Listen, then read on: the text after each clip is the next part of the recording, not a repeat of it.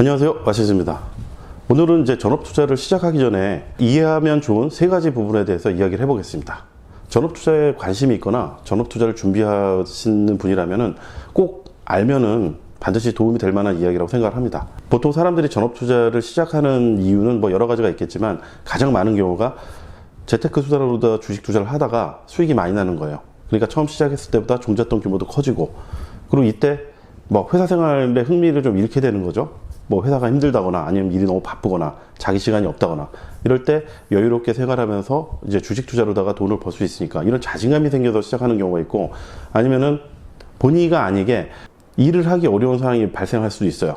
조기 은퇴를 한다거나 몸이 좀 불편해져 가지고 기존에 하던 일을 하기 힘들어져 가지고 불가피하게 전업 투자를 하는 경우도 있습니다. 근데 어떻게 됐든 간에 오늘 이야기하고 싶은 세 가지 부분에 대해서는, 첫 번째는 이제 인플레이션인데, 많은 분들이 이제 물어보죠. 전업 투자를 하게 되면 얼마 갖고 시작을 했냐. 근데 이 부분을 어떻게 표현해서 어떻게 이야기해야 되는가.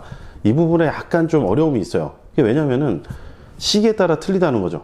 제가 이제 전업 투자를 처음 시작했던 2010년, 그리고 그 전후로 해서 2009년, 10년, 11년 이 정도만 해도 한 5천만 원에서 1억 정도로다가 시작해서 지금까지 어느 정도 자산 규모도 쌓고 지금까지 그 투자자로서 잘 살아오시는 분들이 좀 있습니다. 저랑 같이 했던 멤버들은 이제 주식 투자 기준으로만 따지면 한 1억에서 2억 정도? 근데 다들 뭐 많이 벌었어요. 본인이 뭐 얼마 벌었다고 얘기는 안 하고 뭐 맨날 다들 저처럼 평범한 투자자라고 하는데 그냥 뭐 잘 살고 있어요. 앞으로도 잘 살 것 같고. 지금 기준이라면 그 기준으로다가 하기는 좀 어려워 보여요. 최소한 3억 정도는 있어야 되지 않을까. 그러니까 10년 전하고 지금하고 물가 기준이 틀리다는 거죠. 이런 부분을 이제 질문해 주시는 분이 많아가지고, 지난달 이제 주식 시장이 많이 폭락을 할 때, 그냥 그 투자 선배 중에서 그래도 이제 자산을 이제 보통 사람들이 생각하기 힘들 정도로 굉장히 많이 운영하시는 선배님을 만나가지고, 뭐 그거 해가지고 저도 물어봤어요. 제가 뭐 알고 지낸 지는 좀 됐는데, 한 번도 그런 질문 해본 적이 없었는데, 형님은 얼마 갖고 이제 시작을 하셨냐고. 근데 이분은 이제 전업한 지 이제 16년이 됐는데 1억 갖고 시작했다는 거죠. 8천만 원인가? 8천만 원 정도 갖고 시작을 했었다는 거죠.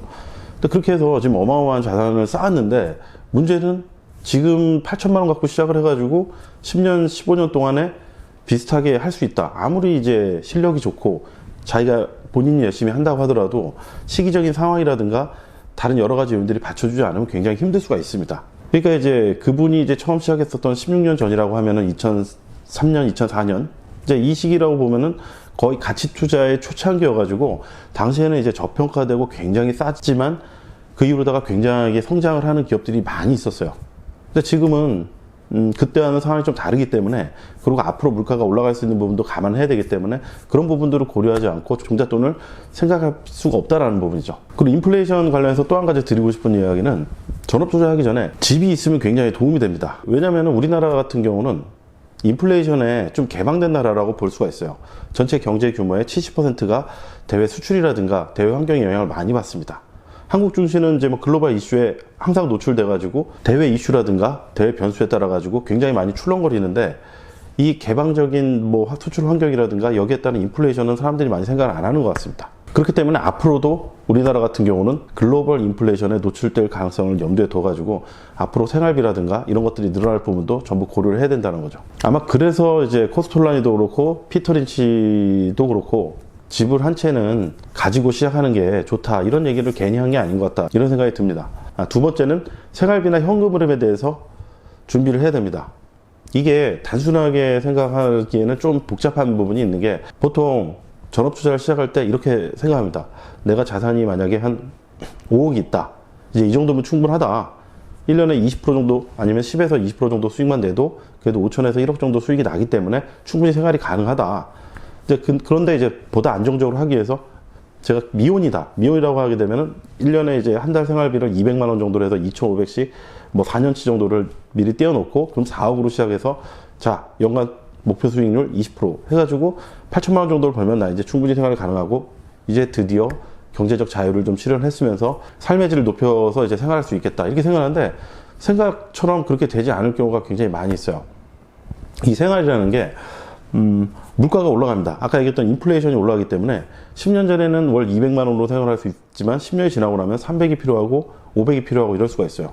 이제 제가 약간 이런 식이었었는데, 이제 전업하기 전에 나름의 이제 자산을 좀 많이 좀 확보를 해놨어요. 그때 당시에는 결혼을 안 하면은 혼자서 먹고 사는 데는 전혀 지장이 없는, 제가 고민했던 부분이 그때 당시에 이제 전업투자자에 대한 인식 자체가 많이 그렇게 좋지 않았고, 그리고 이제 주식으로 망했다는 그런 것들이 굉장히 많아가지고, 그러니까 결혼을 할 수 있을까?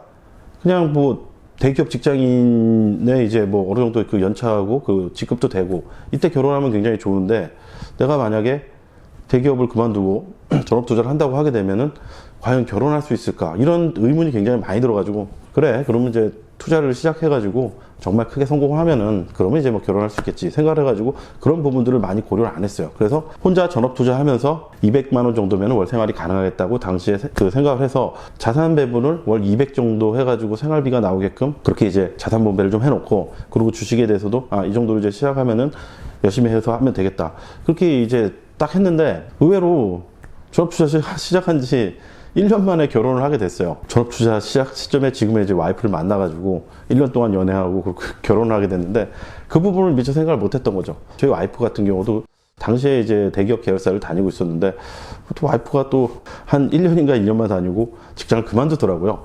그래서 갑자기 이제 현금 흐름 규모가 커진 거죠. 근데 그걸 또 늘려야 되고, 그리고 이제 뭐 결혼했으니까 또 집도 사야 되고. 근데 뭐 집이 그 전에 있었는데 그 집 자체가 이제 뭐 생활하기에는 좀 약간 좀 지역적으로도 떨어져 있고 그래가지고, 그걸 이제 서울에 이제 집을 사고 뭐 이런 부분들이 들어가다 보니까 이런 예상치 못한 이제 현금흐름이 추가적으로 발생하는 부분이 있어가지고, 그거를 대응하느라고 한동안 좀 많이 좀 피곤했었어요. 뭐 이런 부분도 있고, 자, 결혼하면서 이제 생활비가 늘어나고, 그리고 이제 결혼하고 또 몇 년이 지나니까 애가 태어나고 이러면서 또 생활비가 또 늘어나고, 그리고 거기에 또 물가까지 오르고, 그러니까 투자 수익률이 처음 생각했던 계획대로 어느 정도 순조롭게 가는데도 불구하고 좀 힘들었던 거죠. 한동안. 그러다가 이제 장이 좀 약세에 빠지거나 그러면 또 힘들어지는 거죠.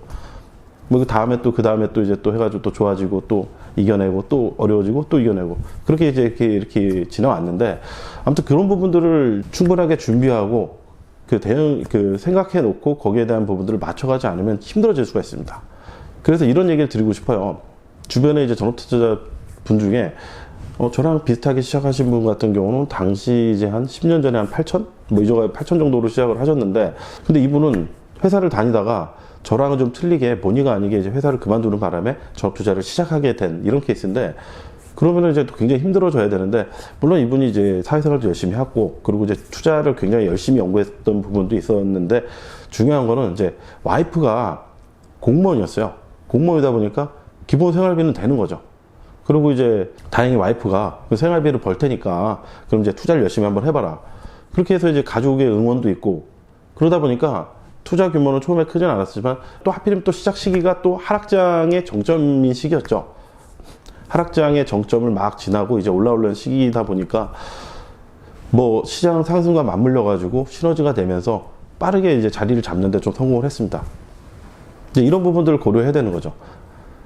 투자 종잣돈 규모가 좀 크지 않더라도 뭐 맞벌이를 해가지고 어느 정도 생활비가 해결이 된다거나, 아니면 또 부모님이 또 자산이 어느 정도 있어가지고 그런 것들을 이제 어떤 지원을 해줄 수 있는가, 이런 부분들에 대한 차이점이 굉장히 많이 있을 수가 있습니다.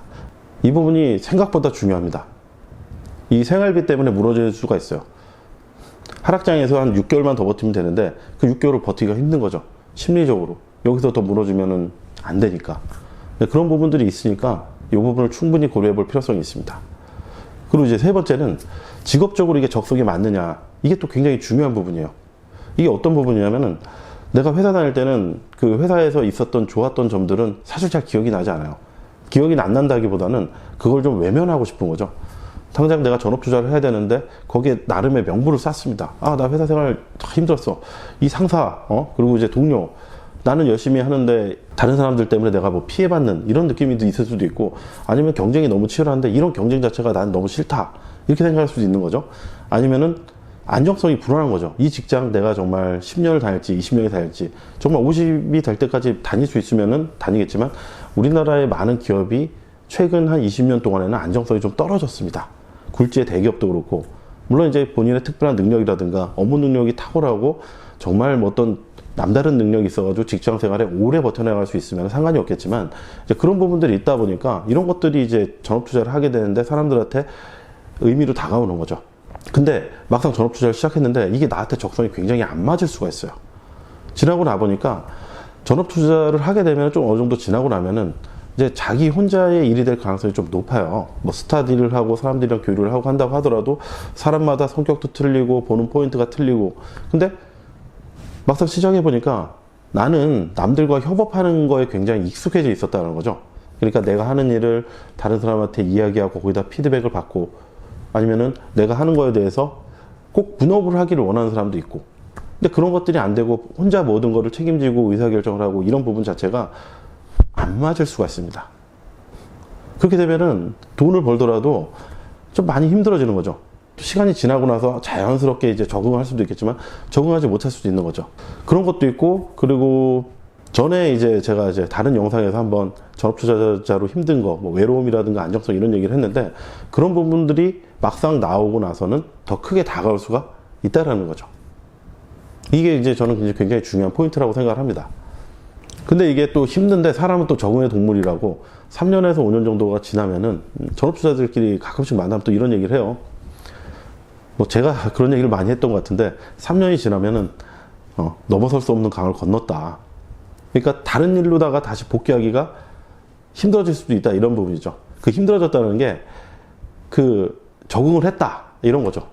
본인의 적성에 맞든 안 맞든 어쨌든 자기만의 방법으로다가 스트레스를 풀고 자기만의 방법으로다가 어떤 일 프로세스를 만들고, 그리고 이제 투자 관리, 투자 성과를 내는 이런 부분도 만들어내고, 보통 그래서 3년에서 5년 정도면은 이제 한 번 정도 상승과 하락 사이클도 겪고 그러면서 직업적으로 적응을 하는 것 같습니다. 하지만 근데 시작하고 초창기에는 그런 부분에 대한 고민이 생길 수도 있어요.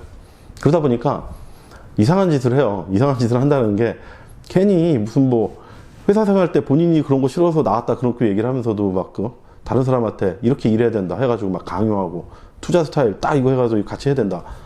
뭐 아니면은 이제 서로 괜히 할 필요가 없는데 괜히 막 투자 뭐 투자했냐 해가지고 서로 막 그런 걸 해요. 뭐 비교까지는 아니더라도 그런 것 때문에 이제 또 지나고 나서 서로 스트레스를 받는 거죠. 뭐 이제 뭐 지금은 그렇게 되는데 이제 그런 부분들이 이제 생길 수가 있다라는 부분입니다. 제가 지금까지 전업 투자를 시작하기 전에 충분히 이해하거나 알고 시작하면 좋은 3가지에 대해서 이야기를 했는데, 이 부분에 대해서 깊게 생각을 하면은 아마 전업 투자를 시작하기 전에 좀 더 신중해질 수 있지 않을까. 그리고 준비라든가 이런 것들이 좀 더 좀 깊이 있어지고, 이렇게 해서 시작을 하게 되면은 좀 더 오래 할 수 있을 것 같아요. 정말 오래 투자를 하고 싶다 그러면은 이 3가지 부분을 충분히 이해하고 준비를 하게 되면은 좀 낫겠죠. 전업 투자를 뭐 3년, 5년 이렇게 늦게 시작하더라도 뭐 10년, 15년 더 이렇게 오래 할 수 있다고 하면 그 방법이 더 나을 수도 있습니다. 그리고 전업 투자를 시작하기 전에 본인의 투자 스타일이라든가 이게 적성을 맞을지 이런 것도 판단을 하고, 그리고 생활비라든가 어떤 인플레이션 해칭, 그리고 앞으로 이제 생활비라든가 이런 부분들을 미리 준비해 놓는다면은 뭐 마음의 부담이라든가 심리적인 부분에 대해서도 굉장히 이제 도움이 될 수 있는 부분이 있죠. 어느 정도 이 부분에 대한 이해가 충분히 높아질 때는 직장이라든가 아니면 사업을 하고 있다고 하는 경우, 아니면 부업이나 재테크 형태로 해가지고 주식 투자를 하는 게 여러 가지로 좋지 않을까. 지금 제가 이 시점에서 이 얘기를 드리는 부분은 만약에 지금이 상승장이었다면은 이 부분이 또 공감이 안 갈 수도 있어요. 아니 네가 실력이 없으니까 이런 얘기를 하는 게 아니냐. 자기 뭐 이제 뭐 수익률을 막 6개월 만에 50% 내고 이랬는데 이거를 지금 다들 이제 올해 하락장이 좀 길어지면서 이제 이런 부분에 대한 이해도가 좀 높아지지 않을까 싶어요. 근데 막상 자신감이 넘치게 시작하고 나서 고통을 받는 것보다 미리 좀 이해를 하고 준비를 철저히 하게 되면은 여러 가지로 마음도 편안해지고 자신의 직업으로서 자신감도 생기고 이런 부분이 있기 때문에 제가 좀 하락장이지만 지금 시점에서 이런 이야기를 드리는 게 좀 더 나을 것 같기 때문에 오늘 이런 이야기들 정리해서 이야기해 봤습니다. 아무튼 전업 투자를 고려하거나 재테크 수단으로다가 주식 투자를 하시는 분들이 이러한 부분들을 좀 알면 도움이 되지 않을까 싶어가지고 좀 생각을 해서 이야기를 해보았습니다. 오늘 이야기는 여기까지 마무리 짓도록 하겠습니다.